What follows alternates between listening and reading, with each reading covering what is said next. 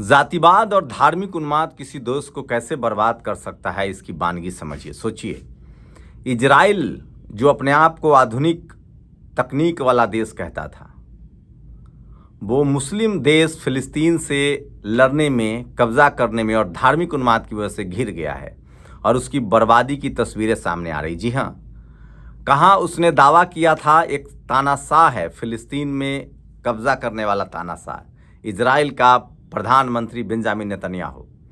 लेकिन अब Benjamin Netanyahu के खिलाफ कैसे इजराइल में धरना प्रदर्शन शुरू हो गया है, वो जानकर आप दंग रह जाएंगे। वो गाजा जीत नहीं पाया, फिलिस्तीन जीत नहीं पाया, लेकिन अब उसकी सत्ता जाएगी।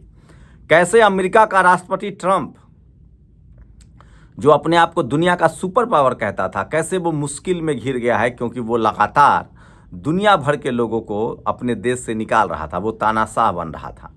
वो ईरान पर कब्जा करना चाहता है, वो फिलिस्तीन पर कब्जा करना चाहता है, लेकिन अब वो घिर गया है।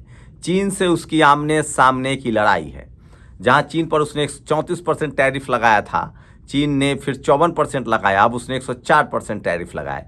इस टैरिफ युद्ध में कैसे चीन और अमेरिका फंसा है वो भी बताऊंगा। और एलन मस्क, वो लगातार कट्टरपंथी साबित हो रहा था, वो भी लगातार मुसलमानों को टारगेट कर रहा था, वो विदेशियों को टारगेट कर रहा था। अब उसकी कंपनी बैठ गई है। पूरा का पूरा यूरोप, जिसमें लगभग 60 देश हैं, उन्होंने बहिष्कार कर दिया है। और टेस्ला जो दुनिया की नामी कंपनी थी, वो बैठने के कगार पर है और चीन की कंपनी BYD छाए रहा है। नमस्कार, मैं शंभू कुमार सिंह और आप देख रहे हैं नेशनल दस्तक। किसी भी देश को उसका अहंकार और उसका धार्मिक उन्माद बर्बाद कर सकता है। पाकिस्तान आपके सामने है।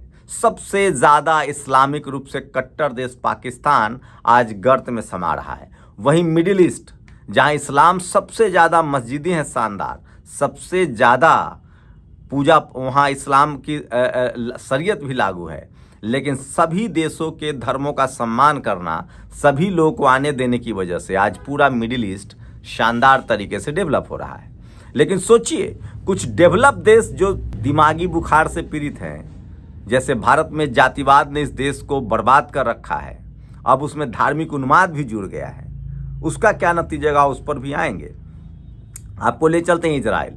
इजराइल के बारे में कहा जाता है कि वो सबसे टेक्निकली साउंड देश है। ये सच है। उसके पास तकनीक भी है, आयरन डोम रडार भी है, हथियार भी है, वो अमेरिका का दोस्त भी है। लेकिन सोचिए कैसे उसे एक युद्ध ने गर्त में खड़ा कर दिया है। ये शख्स जो आपको तस्वीर में देख रहे हैं, इसका नाम है बेंजामिन नेतन्याहू।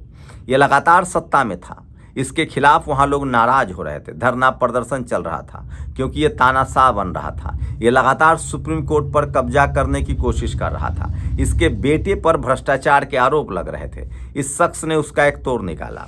बगल में फिलिस्तीन है, बगल में ईरान है, बगल में आप देखेंगे कि जो हुती हिजबुल्लाह के लड़ाके थे, जिससे इसकी लड़ाई हो रही थी। तो आसपास इराक है, सीरिया है, तमाम मुस्लिम देश है।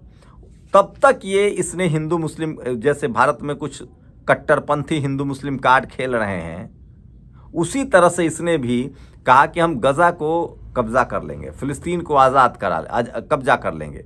वहाँ के लोगों को दिमाग में डाला गया कि आपको चुप रहना है, बेंजामिन नेतन्याहू पर सवाल नहीं उठाना है, हम आपको फिलिस्तीन कब्जा करके देंगे। हमला हुआ, युद्ध हुआ। आज सोचिए 2 साल से ज़्यादा हो रहे हैं।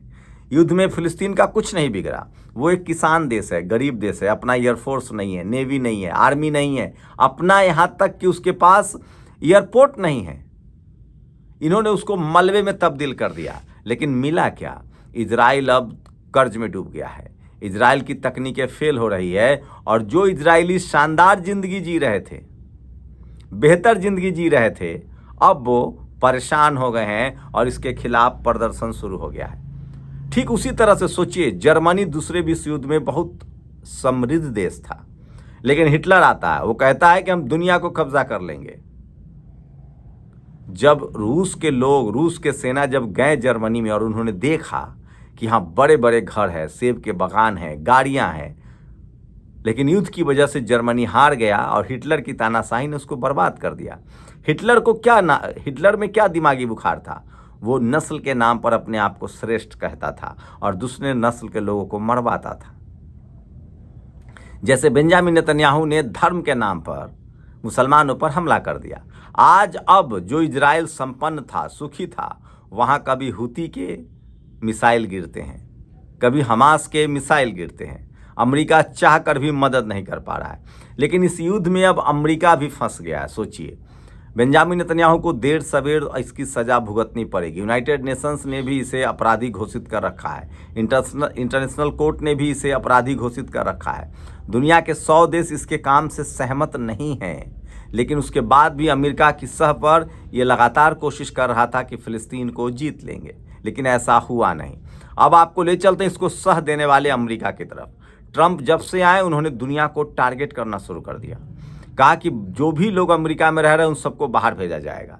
सोचिए, भारत के मजदूरों को हथकड़ी लगाकर भेजा।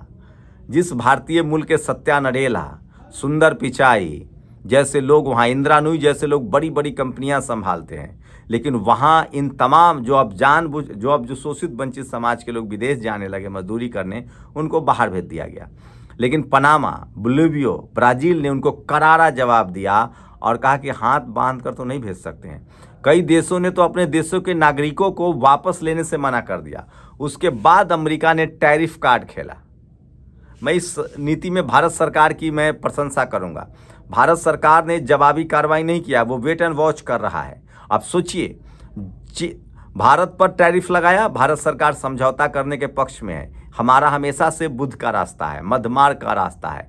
भारत ने युद्ध नहीं बुद्ध दिया है, और जब आप बुद्ध के रास्ते पर चलते हैं तो देर सवेर आपको फायदा ही होता है। अमेरिका ने चीन पर लगभग टैरिफ लगाया 34%। उसके बाद चीन ने उस पर 50% टैरिफ लगा दिया। अब अमेरिका कह रहा है कि हम 104% टैरिफ लगाएंगे, और इसी बीच युद्ध छिड़ गया है। अब समय आ गया है कि चीन को भी भारत की मदद चाहिए और अमेरिका को भी भारत की मदद चाहिए। ऐसे में चीन की कोशिश थी कि यूक्रेन और रूस युद्ध के समय और इजराइल और फिलिस्तीन युद्ध के समय वो मिडिल ईस्ट के बाजार पर कब्जा करना चाहता था। लेकिन भारत की नीति ठीक है, अच्छी है। अमेरिका से हमें समझौता करना चाहिए और पूरी दुनिया के देशों से हमें अच्छे रिश्ते रखने चाहिए। सोचिए, आज जो लोग भारत में कट्टरपंथ फैला रहे हैं, जो धर्म के नाम पर सांप्रदायिकता फैला रहे हैं, उनको सोचना चाहिए। लाखों लोग मिडिल ईस्ट में काम करते हैं, और जो मिडिल ईस्ट में काम करते हैं वो यहाँ पैसा भी भेजते हैं। कोई भी भारतीय, लगभग कम ही भारतीय होंगे, खासकर जो शोषित वंचित समाज के भारतीय हैं, जो हम मजदूरी करने गए हैं, वो वहाँ बसने की कभी नहीं सोचते हैं। अमेरिका में, लंदन में, यूरोप में सारे लोग बस जाते हैं, वहीं रह जाते हैं, उनके जनरेशन्स वहीं रह जाते हैं। लेकिन भारत के जो मूल निवासी हैं, शोषित वंचित समाज के हैं, वो जाते हैं बेहतर जिंदगी करने में, और फिर वो वापस आ जाते हैं, क्योंकि हमें इस देश से प्यार है और हम जाना भी नहीं चाहते। अगर इस देश में जातिवाद खत्म हो, सबको बराबर का मौका मिले, रिजर्वेशन पूरी तरह से इम्प्लीमेंट हो, संपत्ति का अच्छा वर्गीकरण हो, सबको जमीनें दी जाए, तो कोई नहीं जाना चाहेगा। उसके बावजूद भी हम भारत के लोग इस देश से प्यार करते हैं। लेकिन सोचिए कैसे उनको मजदूर जो गए उनके लिए कोई खड़ा नहीं हुआ, फिर भी उन्होंने वो तकलीफ़ें झेल ली। लेकिन ये करवाने वाला एलन मस्क अब दुनिया के सामने खतरे में है। उसको लगा था कि उसका बादशाह चलेगा और उसकी गाड़ियों का लोग विरोध किए। एलन मस्क है जिसने कहा था कि बाहरी लोगों को निकालिए। उसी का नतीजा है कि यूरोप ने यूक्रेन के मामले पर पूरा यूरोप एक हो गया और वो टेस्ला को बायकॉट कर रहा है, वो अमेरिका के टैरिफ नीति को बायकॉट कर रहा है। और ट्रंप जो अपने आप को सबसे बड़ा तानाशाह समझ रहा था, वो मुश्किल में घिर गया है। और अब दुनिया का कोई भी देश ट्रंप के साथ खड़े होते हुए तो दिखना नहीं चाहता है। मैं फिर कह रहा हूँ कि अगर भारत को भी आप बेहतर भारत बनाना चाहते हैं तो आप ज्ञान विज्ञान की बात कीजिए। धर्म के नाम, आस्था सबका निजी मसला है। अगर भारत को भी आप बेहतर मुल्क बनाना चाहते हैं तो धर्म के नाम पर आपको हिंसा से अलग होना पड़ेगा, जातिवाद खत्म करना पड़ेगा, स्कूल कॉलेज अस्पताल बनाना पड़ेगा, सबको न्याय देना पड़ेगा, तब आप एक देश के तौर पर मजबूत होंगे। अगर आप किसी भी तरह के भेदभाव वाली नीति अपनाते हैं, जाति के नाम पर, धर्म के नाम पर, राज्य के नाम पर, लिंग के नाम पर, तो आप फ्लॉप होंगे। आप समझ लीजिए कि आप देश में एक बेहतर नागरिक और संवैधानिक मूल्यों को मानने वाले होंगे, तभी भारत तरक्की करेगा। पिछले 75 सालों में भारत ने तरक्की की है, आगे हम बढ़े हैं। कब? जब संविधान को इम्प्लीमेंट किया गया है। सोचिए अगर भारत का संविधान पूरी तरह से लागू कर दिया जाए तो ये देश फिर से सोने की चिड़िया बन जाएगी। ये बिल्कुल सच है, क्योंकि ज्ञान विज्ञान की तरफ आपको बढ़ना पड़ेगा, नहीं तो आपका हश्र भी, अगर आप कट्टरपंथ की तरफ जाएंगे। जातिवाद ने इस देश को बर्बाद कर रखा है। 90% लोगों को काम ही नहीं करने दिया जा रहा है, मौका ही नहीं दिया जा रहा है। अब कट्टरपंथ उसमें शामिल हो गया है और नफरतें बढ़ रही है और लोग आपस में एक दूसरे के दुश्मन बन रहे हैं। व्यापार, काम, धंधा चौपट हो रहा है।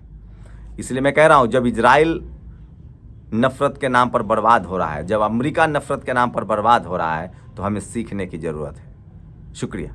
नेशनल दस्तक की आपसे गुजारिश है कि अगर इसको बचाना चाहते हैं तो नेशनल दस्तक को सब्सक्राइब करने के लिए रेड कलर के सब्सक्राइब बटन को दबाएं, फिर बेल आइकन की घंटी दबाएं।